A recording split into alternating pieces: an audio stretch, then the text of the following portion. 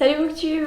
Aujourd'hui je vais m'éloigner un petit peu de l'univers des livres pour venir te parler d'une série, mais bon, ça reste un petit peu dans le Booktube quand même parce que c'est une adaptation et je vais te parler de la série The Sandman, produite par Alan Heinberg qui est notamment le producteur du film Wonder Woman et également Neil Gaiman, et le producteur exécutif qui est David S. Goyer qui est le producteur notamment de la série Fondation qui est sortie l'année dernière mais que je n'ai malheureusement pas encore vue. Donc comme je le disais avant, Sandman, c'est l'adaptation d'une série de comics que vous connaissez peut-être, qui ont été écrites par Neil Gaiman dans l'univers initialement de DC Comics, avec environ 13 tomes en tout, ça fait l'équivalent de 2000 pages de comics, avec beaucoup d'histoires racontées, et qui ont été publiées entre 92 et 96 aux États-Unis. Et du coup, pour commencer un petit résumé de Sandman, qu'est-ce que c'est ? Donc dans The Sandman, on va suivre le personnage principal qui est le personnage de Morphée ou Rêve, donc qui est un des infinis, donc c'est plusieurs entités qui correspondent donc au rêve, à la mort, au désir, au désespoir, etc. Et donc là, le personnage principal, c'est vraiment le personnage de Rêve, et qu'on va suivre au final sur plusieurs histoires alors qu'il doit affronter plusieurs antagonistes et alors qu'il va jouer un rôle dans la vie de plusieurs personnes. C'est un comic, alors en fait chaque tome va avoir son histoire vraiment à part entière, on retrouve juste les mêmes personnages, c'est juste qu'on va avoir de nouveaux antagonistes avec une nouvelle interprétation aussi de Rêve. Et dans The Sandman, les comics sont vraiment répartis en deux principaux types de comics un petit peu, avec d'un côté les comics où ce seront les infinis, donc ces êtres un petit peu supérieurs qui vont être au centre du récit, donc ce sera le personnage principal et c'est eux qu'on va suivre avec leurs états d'âme, leurs difficultés. Et de l'autre côté, dans d'autres tomes, on va avoir des personnages beaucoup plus réalistes, beaucoup plus à notre échelle, avec des petites gens, entre guillemets. Et alors que leur histoire se développe, on va retrouver l'influence des infinis et c'est eux qui vont aider au dénouement de cette histoire et de voir comment ça va se passer et quelle est leur influence sur le monde des vivants finalement. Donc on a vraiment deux ambiances assez différentes. Dans le comics, en fonction des tomes, on a aussi des ambiances intrinsèques aux tomes qui vont être assez particulières à chaque fois avec des changements notamment au niveau de la patte graphique, au niveau du ton du récit aussi. Chaque histoire est un petit peu différente avec à chaque tome une identité bien particulière dans un bloc commun qui est The Sandman. Il faut savoir aussi que du coup ça a été sorti à la fin des années 90, donc au moment où les comics avaient un rôle très important aux États-Unis et où il y en avait beaucoup qui sortaient, plus en papier qu'à l'heure actuelle où ça a un peu perdu de son engouement. Et du coup, le but de Neil Gaiman avec cette comic, c'était vraiment de renouveler un peu le genre. On n'est pas du tout sur de la comic traditionnelle avec des super-héros, ça, on est très loin de ça. Et vraiment, son but, c'était de faire quelque chose d'un peu plus original pour renouveler un petit peu le genre et proposer quelque chose avec une ambiance et une trame narrative assez différente, ce qui honnêtement marche très bien. Du coup là je vais vous parler de l'adaptation en série. Il faut savoir que j'avais lu les 3 premiers tomes de la comic. Je ne sais absolument pas pourquoi j'ai arrêté parce que j'avais beaucoup aimé et que j'ai l'intégrale à la maison. Mais de revoir cette série, ça m'a fait me rendre compte qu'il faut vraiment que je continue. Mais c'était il y a assez longtemps donc je ne saurais pas dire vraiment est-ce que l'adaptation est fidèle ou pas. J'ai juste un sentiment qui me reste de la comic et en gros ce qui s'y passait, mais sur les petits détails, je vous avoue que je ne serais pas pertinente pour dire si l'adaptation est correcte. Ça m'avait l'air très bien, en plus Neil Gaiman est dans les producteurs exécutifs. Je me suis rendu compte déjà qu'il y avait des choses qui avaient changé mais qui honnêtement n'ont pas dérangé le visionnage et je trouve même que c'est plutôt intelligent dans les changements, donc voilà. Pour l'adaptation, je vais pas en parler beaucoup plus parce que je pense que j'ai pas grand chose de pertinent à en dire. J'ai trouvé ça plutôt correct de ce que je me souviens de la BD. Ça ne m'a pas outré plus que ça, donc j'imagine que ça doit être plutôt correct. Et avec Neil Gaiman aux commandes de toute façon, le risque était assez limité d'avoir un fiasco total. Du coup, c'est une série qui est disponible sur Netflix. La saison 1 est sortie dans son intégralité il y a maintenant 2 semaines, je pense. Et donc dans cette saison 1, on va suivre, comme je vous l'ai dit, l'histoire de Morphée qui est jouée par Tom Sturridge, alors que Dans le premier épisode, il va se faire emprisonner par un mortel qui essayait de capturer la mort mais qui se retrouve avec Rêve chez lui. Et dans un refus de coopérer, il va se retrouver emprisonné pendant plus d'une centaine d'années chez cette personne, donc dans son sous-sol. C'est une personne très riche, avec un immense manoir et plein de gens à ses côtés pour surveiller Rêve. Et on va le suivre dans ce premier épisode jusqu'au moment où il va réussir à s'échapper de cette prison et essayer de retrouver son royaume des rêves qui a été complètement laissé à l'abandon parce qu'il n'était pas là pendant 100 ans, et il va devoir également retrouver tous ces outils qui lui permettent d'être le vrai marchand de rêves.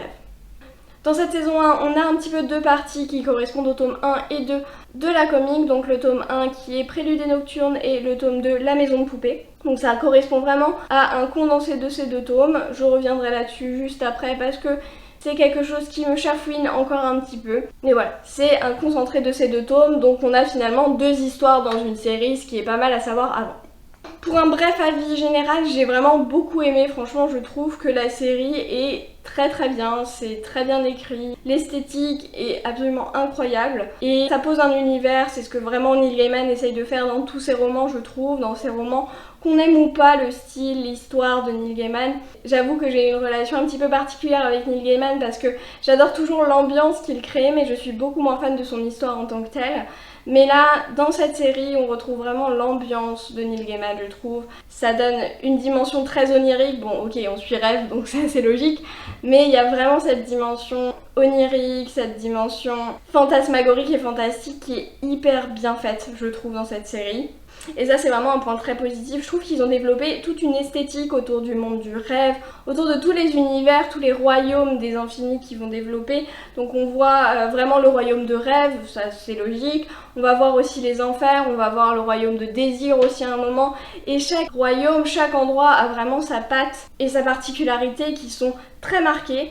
Et c'est vraiment magnifique. La première fois qu'on va au royaume du rêve, je trouve que c'est incroyable tellement c'est beau. Et après, à la fois, il va être beau mais aussi complètement délabré, complètement en ruine, et tout ce qui va être créé autour du rêve, autour des cauchemars, des rêves que Morphée lui-même va créer. Je trouve qu'on a une esthétique et une recherche graphique même qui est très intéressante, qui est très jolie et qui donne vraiment une ambiance. Je trouve qu'on a tout au long de cette saison une ambiance qui est très présente et qui est présente notamment quand on est justement dans ce royaume des rêves, et c'est un peu le fil conducteur de cette saison qui parfois en manque un petit peu, on verra ça dans les points négatifs, mais cette ambiance dans le monde des rêves, ce suivi de Morphée, c'est vraiment le gros point positif. Et ça c'est aidé par des effets spéciaux qui sont très bien, je trouve, ils sont très jolis. Sauf quelques fonds verts, notamment à la fin, qui sont pas ouf. On voit bien que c'est un fond vert quoi, enfin honnêtement, j'ai déjà vu mieux sur des chaînes YouTube. Donc voilà, il y a quelques fonds verts qui sont pas ouf, mais globalement les effets spéciaux sont très bien et on y croit totalement. Et le fait qu'on suive Rêve, en fait ça a une narration qui est assez intéressante, qui est assez originale. On suit quelqu'un qui est totalement extérieur au monde et on va venir se greffer sur le monde petit à petit au fil de lui, ses visites. Et en fait on va pas trop suivre de personnages, on va voir un petit peu comment Rêve interfère dans leur vie à tous. Et ça je trouve ça intéressant, je trouve ça assez cool. Et ça rompt totalement justement avec les autres œuvres de super-héros, ce qui est exactement ce que Neil Gaiman a voulu faire avec The Sandman, parce que à la base c'est une comique américaine de l'univers de DC théoriquement, même si on n'a aucun autre personnage de DC Comics, mais du coup ça rompt totalement avec ce qu'on a l'habitude de voir et je trouve que c'est hyper rafraîchissant. Ça fait quelque chose de nouveau avec des discussions qui sont différentes, avec des façons de construire les personnages, que ce soit les personnages principaux ou secondaires, qui sont totalement différentes. Et ça passe aussi par les résolutions des affrontements. Je ne vais pas faire de spoiler, mais on n'a pas de grosses bastons où on va sortir les poings. Morphée, clairement, quand on voit sa dégaine, c'est pas celui qui va foutre un pain à quelqu'un pour le tuer. Non, ça va vraiment être dans de l'interprétation, dans du rêve, dans de la construction d'émotions et d'objectifs, de désirs. Et c'est vraiment comme ça, finalement, c'est vraiment le côté intellectuel qui va permettre de résoudre les situations, et ça je trouve que ça change et c'est bien fait, il y a un rythme, même si on pourrait avoir peur finalement sans la grosse baston, sans le piou piou piou tout le temps, de perdre justement ce rythme, et on le perd pas du tout, c'est vraiment très rythmé, ça s'enchaîne avec un rythme qui est assez parfait, surtout en première partie de saison. Et finalement, cet affrontement final, cette résolution, c'est pas le plus important. En fait, souvent, l'affrontement va pas durer si longtemps que ça, en fait. C'est vraiment la façon d'y arriver et tout ce qu'on a construit, tout ce qu'on a fait quand on y est allé. Et c'est le chemin qui importe plus que la destination, finalement. Et autant des fois, on prépare quelque chose et ça fait totalement anticlimatique. Par exemple, Game of Thrones, où on nous tease les marcheurs blancs pendant 6 saisons et après, en une bataille de 20 minutes où on ne voit rien, c'est fini. Là, non, c'est pas du tout ça. Il se passe tellement de choses et il y a tellement d'accomplissements pendant le chemin pour y parvenir que c'est jamais décevant et on n'est jamais déçu parce qu'on a appris tellement de choses et on a fait tellement grandir tout le monde pendant le chemin que même le chemin en soi, sans l'accomplissement et sans la fin finalement, valent le coup en fait. Et on voit aussi, encore une fois, on suit un infini, on suit une personne qui n'est pas humaine, qui est au-dessus des humains, qui est le rêve et qui a un peu le contrôle sur tout son royaume. Et du coup, ça va être vraiment les conséquences plus collatérales qu'on va pouvoir voir sur son univers, sur notre univers à nous aussi, sur l'univers des humains, comment il peut les changer, comment il peut influer sur eux.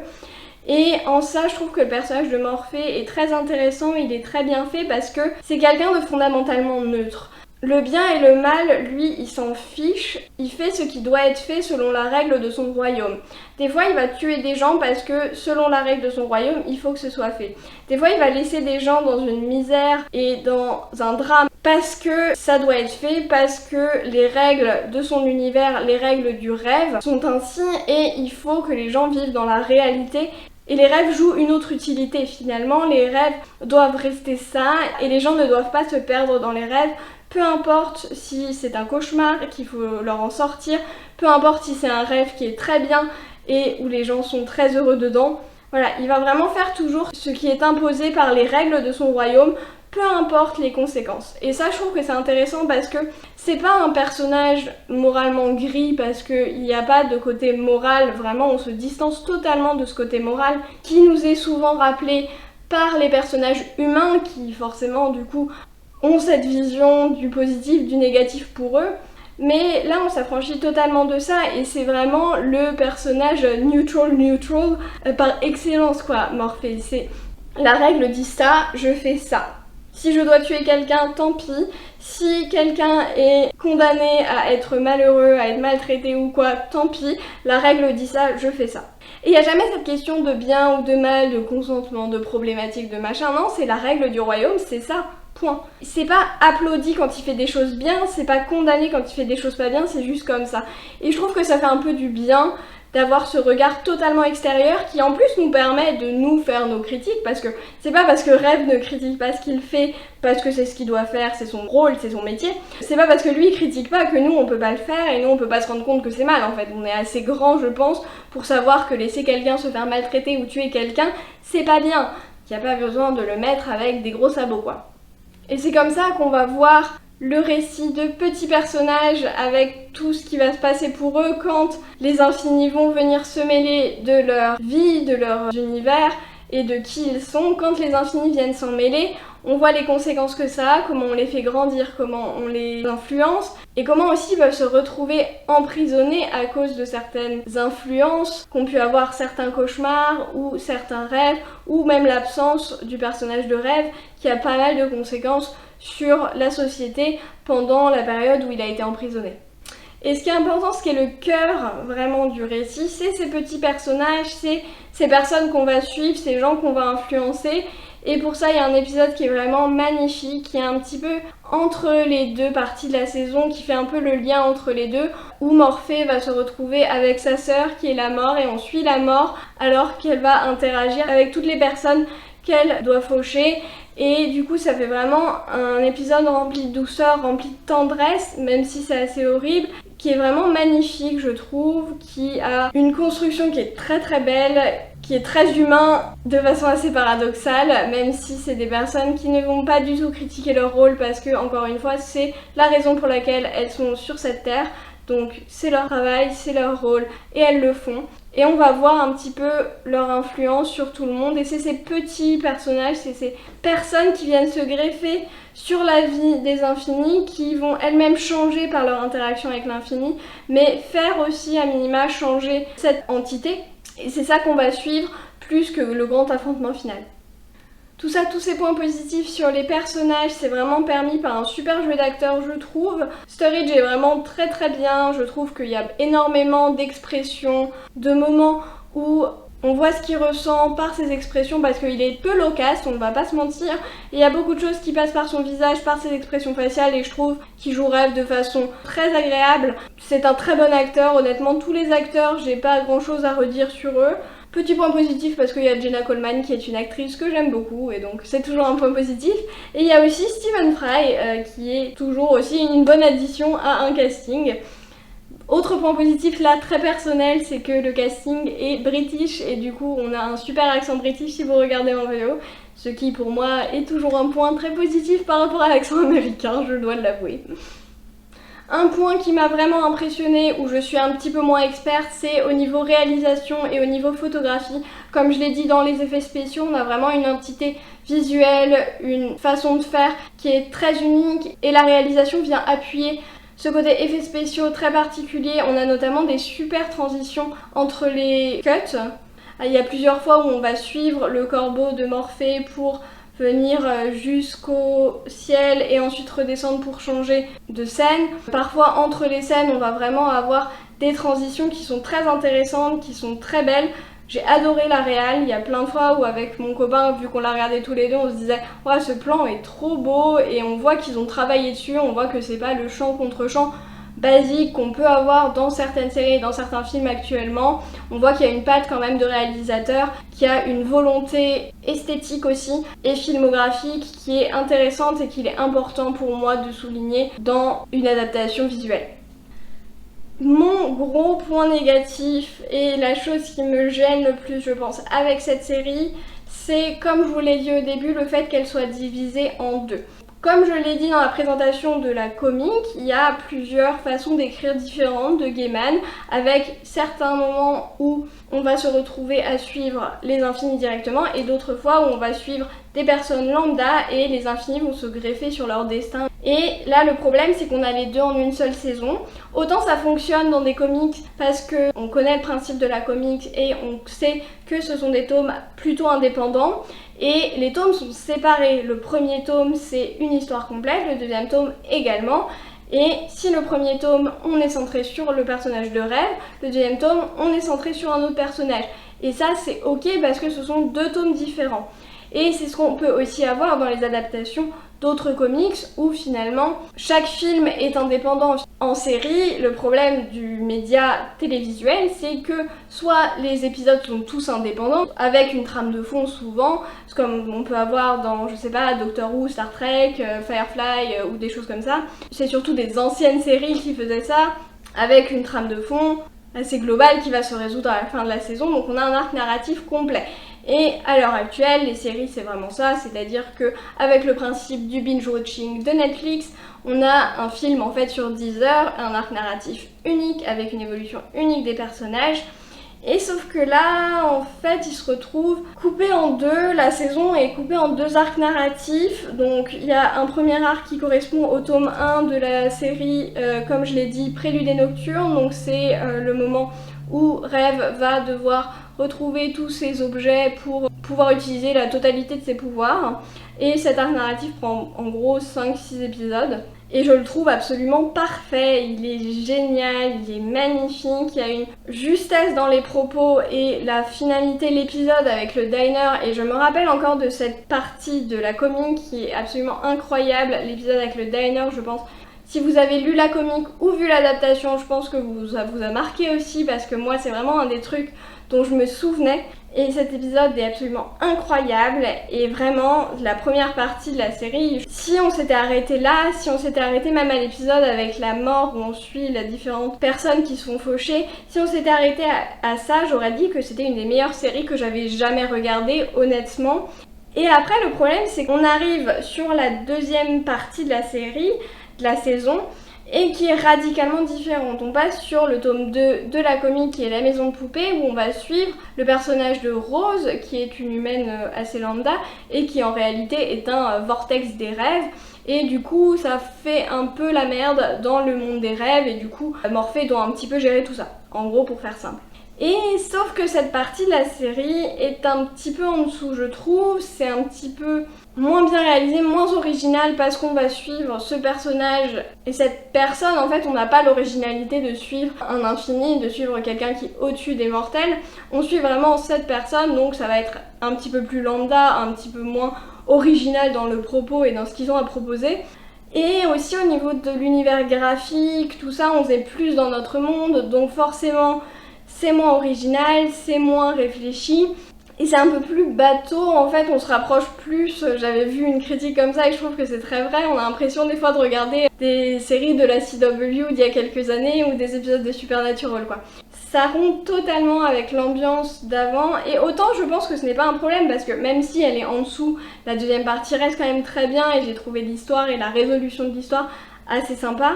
Mais les deux ensemble, il y a un truc qui colle pas en fait, il y a un truc qui va pas dans l'enchaînement des deux et autant ça passe en comique parce qu'il y a le tome 1 et le tome 2 et là je me dis ils auraient fait une demi-saison qui se serait appelée saison 1 et la deuxième partie la saison 2 quitte à les sortir à 5 mois d'écart, ça aurait beaucoup mieux fonctionné je pense et je trouve que c'est vraiment bizarre d'avoir fait ça comme ça parce qu'on n'a pas du tout la même histoire, pas du tout la même ambiance et c'est vraiment deux arcs narratifs différents. Je sais pas, ça me gêne beaucoup, je trouve ça dommage parce que si on regarde la première partie de la saison 1 dans son ensemble, c'est vraiment absolument magnifique. C'est une pépite audiovisuelle, je trouve. Tout est parfait. L'ambiance, l'univers, les personnages, le jeu d'acteurs, l'originalité, enfin vraiment tout est génial et le climax est incroyable. Enfin, on voit tellement l'influence des infinis, l'influence des rêves, l'influence des motivations de tout le monde sur notre univers, sur notre monde à nous. Et ça c'est vraiment hyper fort je trouve la façon dont c'est fait. Rien que pour ça, pour cet épisode du diner et l'épisode avec la mort, c'est les deux meilleurs. Rien que pour ça je vous encourage vivement à regarder cette série.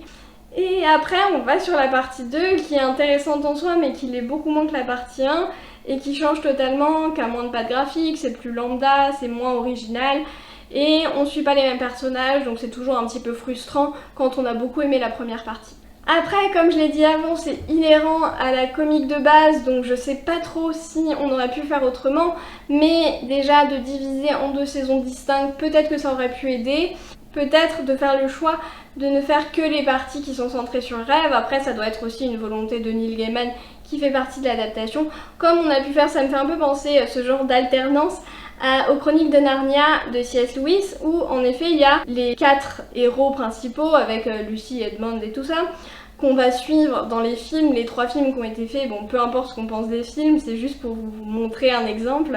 Les 3 films qui ont été faits, on va suivre les personnages humains alors que dans les livres en fait on alterne entre suivre des personnages humains et suivre des personnages de Narnia en tant que tels.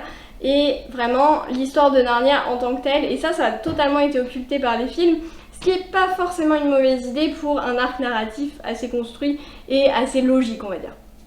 Mais voilà, malgré ce point négatif qui en fait n'en est pas vraiment un, c'est juste un truc un petit peu bizarre du visionnage, si on prend en considération deux séries différentes finalement, deux saisons un petit peu différentes, bah ça fonctionne très bien. La première partie est absolument incroyable avec une ambiance que vous retrouverez dans aucune autre série je trouve, dans aucun autre film, enfin c'est vraiment quelque chose d'inédit que j'avais jamais trop vu ailleurs, donc ça c'est rafraîchissant, ça fait du bien.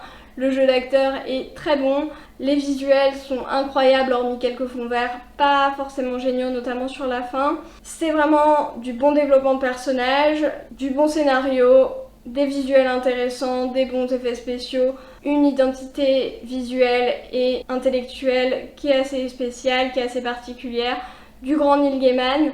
Donc je ne peux que vous encourager à regarder cette série. Et vraiment, il me semble que le travail d'adaptation a été très bien fait. J'ai pas eu de gros griefs dans ce que je me souviens de la comique et des 2 premiers tomes que j'avais lus à l'époque.